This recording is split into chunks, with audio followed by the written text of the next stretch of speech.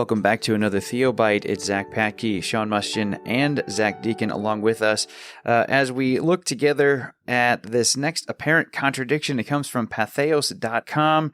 It is found in the article 20 Most Damning Bible Contradictions. And it is the question of whether or not or how this worked with the women around the resurrection, spreading the word of the empty tomb. This is what it says. Women discovered the empty tomb of Jesus and returned to tell others. The women hurried away from the tomb, afraid yet filled with joy, and ran to tell the disciples, according to Matthew 28:8. When they came back from the tomb, they told these things to the 11 and to all the others, Luke 24:9. Or did they? Mark has a different ending. Trembling and bewildered, the women went out and fled from the tomb. They say nothing to anyone because they were afraid.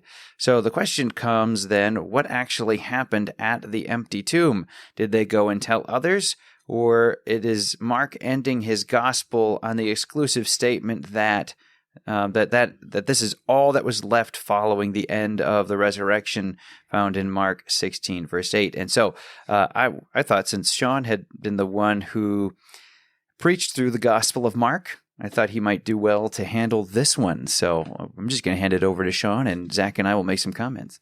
So as I thought through these passages and how to bring them together, I will say that I definitely had to take pause and really ponder this and think over it.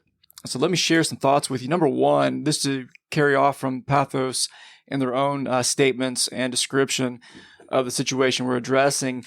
At the end of what Patke read, they make the statement, and that's how the original version of the Gospel of Mark ended. That's their assumption. The reason I bring out that statement is very debatable. This is an assumption regarding, again, this being the original version of the Gospel of Mark. This is an assumption for which they give no grounds. This objection would actually be easily dismissed by any of the many theologians who hold to Mark's longer ending to the original. And so that's a whole other conversation to have, but it is worth noting that for our good brothers that would hold to Mark going beyond verse 8, this objection becomes absolutely weightless. However, here's where it gets hard.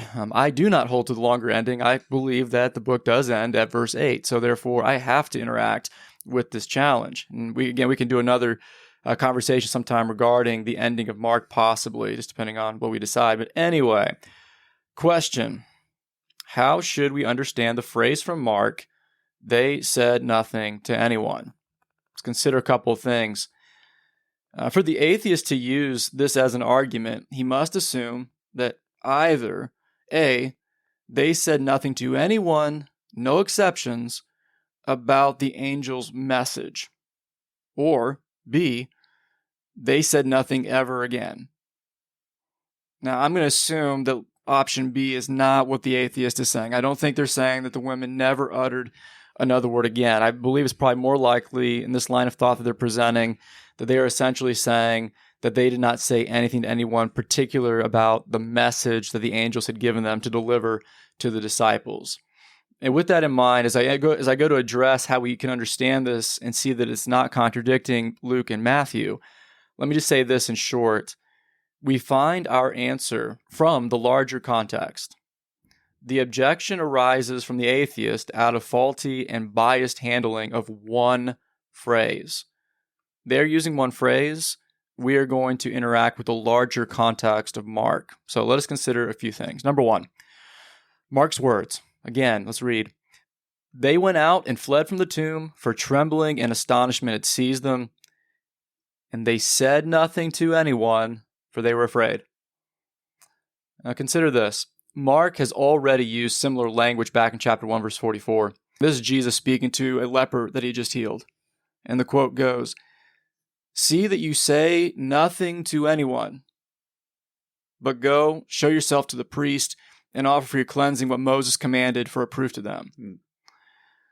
Mark's use of this phrase is for the purpose of restricting conversation regarding a specific topic with the exception of the intended audience. So in the case of chapter 1, verse 44, with the leper, he does want him to go talk to the priest, but don't say anything in between.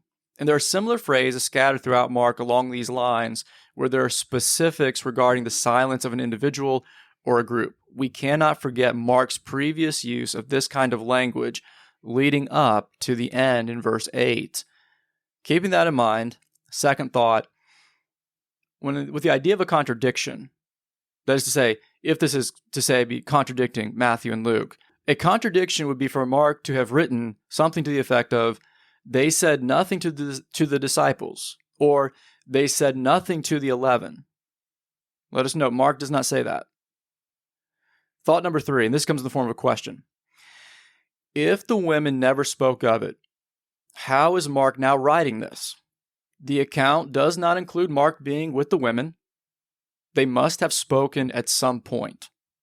In light of our first point about Mark's wording, again, when I say Mark's wording regarding chapter 1, verse 44, and a specific instruction given regarding silence, but not to an intended audience, keeping that in mind, in light of the first point made about Mark's wording, it would be expected that they spoke to no one except the audience they were directed to speak to.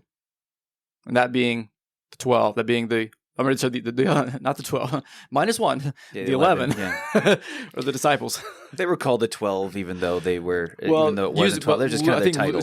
Luke or Matthew's specific to 11. That's why I'm using that. But yeah, that would be a contradiction if that would be. All of a sudden they were speaking to the 12 again. Yeah, right. Judas is alive again. Judas is alive.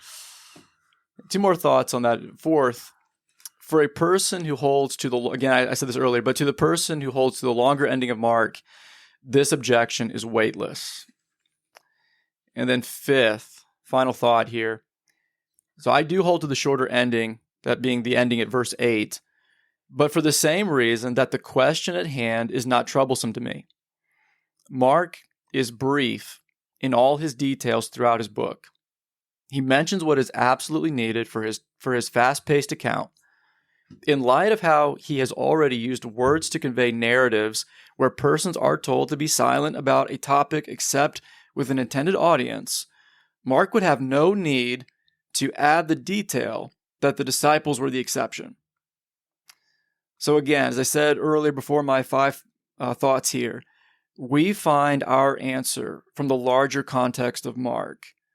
The objection at hand arises out of a faulty and biased handling of one single phrase. So that's the thoughts that I have regarding why this is not a contradiction. It definitely forces us to go to the scriptures and to use our minds to love the Lord God with our mind. Yeah. But those are my thoughts. So, Packy, Deacon? As I always try to do, wear my heart on my sleeve, just kind of speak from where my heart was at the first time I saw you were going to be covering this. I was like, I'll be honest with you, a little nervous. I was too when I got the email from Packy. But then at the same time, I mean this very genuinely. I don't mean my upcoming thought to sound in any way, shape, or form haughty or arrogant at all.